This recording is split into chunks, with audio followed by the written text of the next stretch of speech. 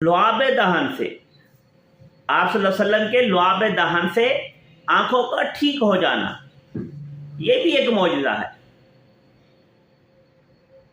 ग़ज़वा खैबर का मौका है, एक किला फतह नहीं हो रहा, आप सल्लल्लाहु अलैहि वसल्लम ने इरशाद फरमाया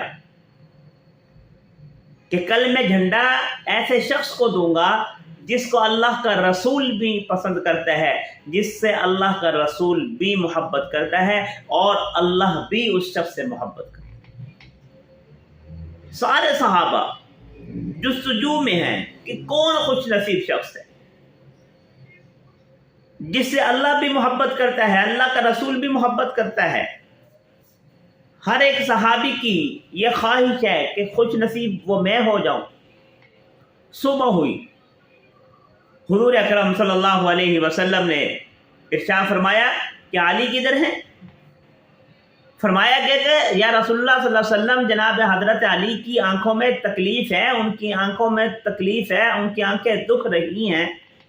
आपने फरमाया कि अली को बुलाओ। हजरत अली तशरीफ लाए। आप सल्लल्लाहु अलैहि वसल्लम ने अपना लुआब दहन मुबारक सैयदना अलीउल मुर्तज़ा की आंखों में लगाया।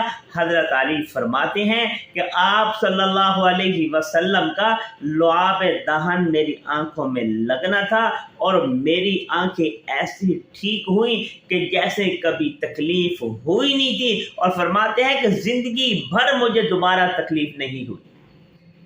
ये भी मेरे नबी का एक मौजज़ा कि आपके लुआब दहन से आंखों की तकलीफ जाती रही सैयदना अलीउल मुर्तज़ा की।